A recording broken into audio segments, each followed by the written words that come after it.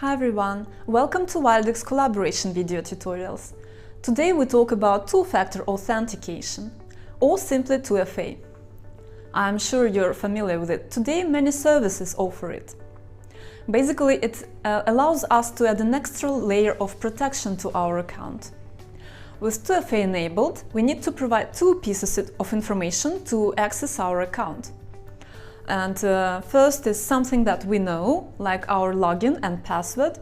And second, something we have, like a code sent to us via SMS or generated by a third-party application installed on our mobile device.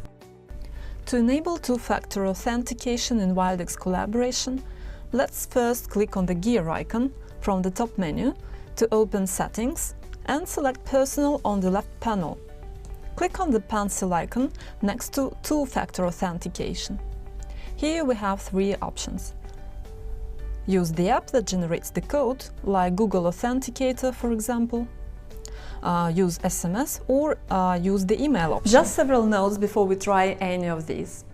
To be able to use the SMS option, SMS service should be enabled on your system.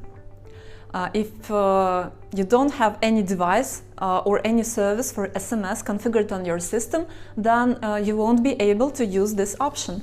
Your mobile number should be present in Collaboration Settings, Personal, and your email should be present there as well if you wish to receive the code via email.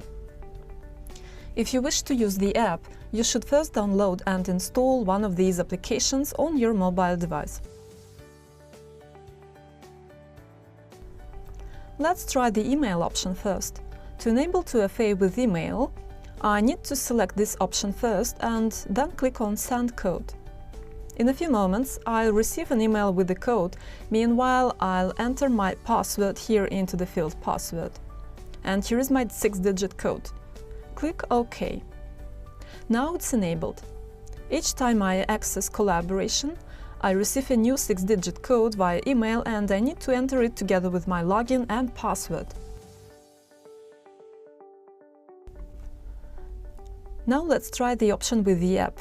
I've already installed Google Authenticator on my phone, so I select Application and I select Google Authenticator. I need to open the app on my phone and scan this QR code.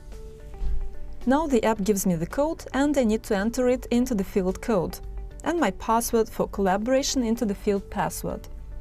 OK, now it's enabled. Let's give it a try. I enter my password and now I'm redirected to the page where I need to enter the 2FA code. I open the app, I find Wildix PBX and here is my code. What do you think will happen if for some reason you can't access your mobile phone and you can't get the code? Right.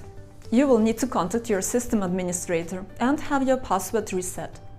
Still, we highly recommend you use the 2FA option because it adds extra protection to your account. Thank you for watching our video. See you next time.